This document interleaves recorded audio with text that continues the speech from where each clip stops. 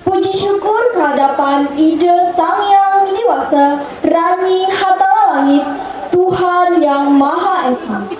Karena atas asung kata waranugrahanya, kita semua dapat berkumpul di tempat ini dalam keadaan sehat dan bahagia. Yang terhormat, Bapak Ibu Dewan Juri, yang saya hormati, panitia penyelenggara, serta teman-teman generasi muda Hindu yang saya banggakan. Pada kesempatan yang berbahagia ini, izinkan saya, Nikadek Ulimia Pasca Garinesa, perwakilan dari SMA Negeri 4 Palangkaraya, akan berbagi sedikit pemikiran saya melalui Dharma Wacana yang berjudul Membentuk Generasi Muda Hindu yang Berkarakter dan Inspiratif melalui Catur Purusa Arta. Teman-teman umat sedharma yang berbahagia, saat ini kita hidup di zaman yang luar biasa. Arus informasi mengalir deras, teknologi menghubungkan kita dengan seluruh dunia dalam sekejap, dan tantangan hidup pun semakin kompleks. Di tengah dinamika ini, sering muncul pertanyaan, bagaimana caranya menjadi seorang pemuda Hindu yang tidak hanya kuat dalam keyakinan, tetapi juga mampu menjadi teladan dan sumber inspirasi bagi lingkungan sekitar? Jawaban sesungguhnya telah diwariskan oleh para leluhur kita melalui ajaran Suci Weda.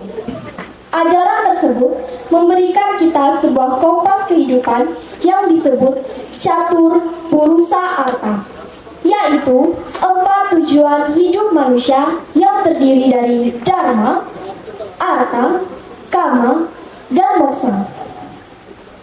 Konsep ini bukanlah ajaran yang kaku dan kuno, melainkan sangat relevan sebagai pedoman bagi kita, para generasi muda, untuk membangun karakter yang kokoh dan menebarkan inspirasi.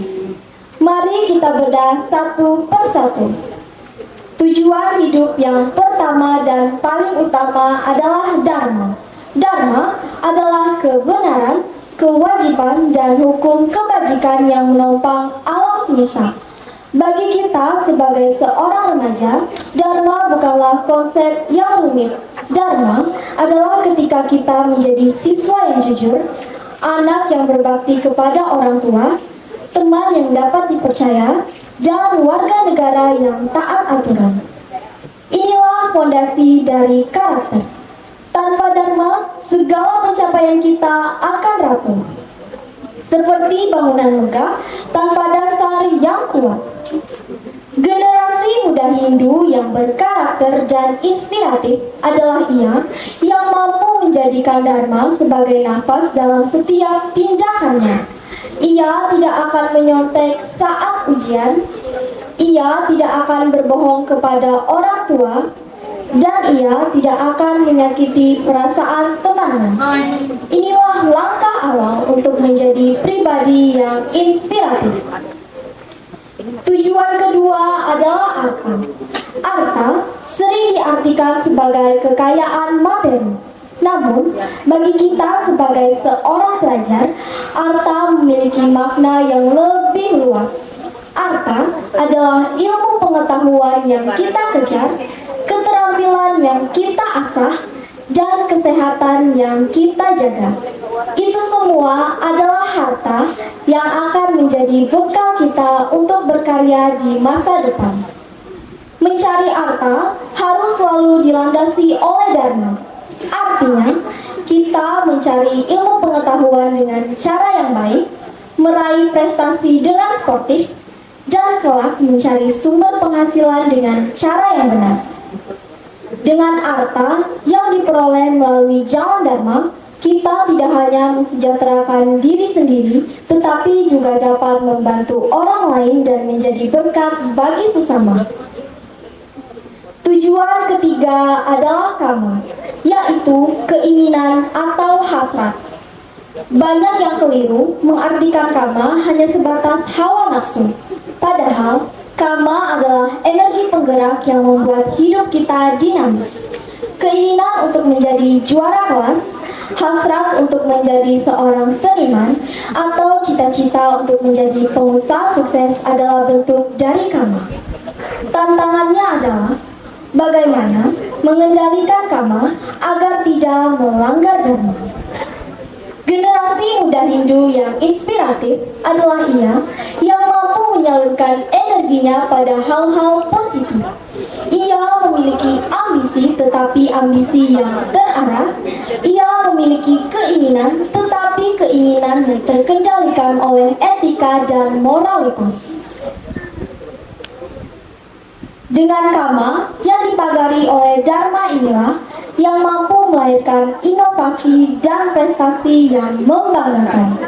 Dalam kitab suci Bhagavad Gita bab 2 sloka 47, Sri Krishna bersabda, Karmani ewa dikaraste ma pale sukadacana ma karma pala hetubyur mate sangostiu akarmani. Artinya, engkau yang berhak atas perbuatanmu, tetapi jangan sekali-kali mengharapkan hasilnya. Jangan biarkan hasil perbuatanmu menjadi motifmu dan jangan pula terikat pada tidak berbuat. Kutipan ini mengajarkan kita untuk fokus pada kewajiban, yaitu dharma kita, dengan sebaik-baiknya belajar, berkarya, berusaha, dan menyerahkan hasilnya kepada ide Sang Yang Widiwasa. Inilah sikap mental seorang pemuda berkarakter, bekerja keras, berlandaskan dharma, tanpa terbelenggu akan kekhawatiran oleh hasil akhir. Terakhir, tujuan tertinggi adalah moksa, yaitu kebebasan jiwa atau menyatunya Atman dengan Brahman. Mungkin bagi kita kaum muda, moksa terasa begitu jauh dan abstrak.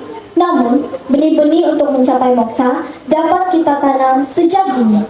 Caranya sederhana, dengan selalu berpikir yang suci, berkata yang benar, dan berbuat yang benar, atau yang disebut dengan Trikaya Parisuddha.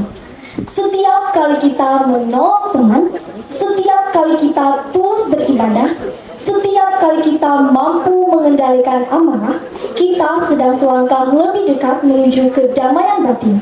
Kedamaian batin inilah miniatur dari moksa dalam kehidupan kita sehari-hari. Teman-teman umat sedharma yang berbahagia, menjadi generasi muda Hindu yang berkarakter dan inspiratif bukanlah sebuah impian. Itu adalah sebuah tujuan yang dapat kita capai dengan menjadikan catur Purusartha sebagai tujuan. Mari kita bangun karakter kita di atas fondasi dharma yang kokoh. Mari kita kejar arta berupa ilmu dan keterampilan dengan cara yang benar. Mari kita arahkan kama atau semangat kita untuk mencapai cita-cita yang luhur. Dan mari kita tanam benih-benih moksa dengan selalu berbuat kebajikan.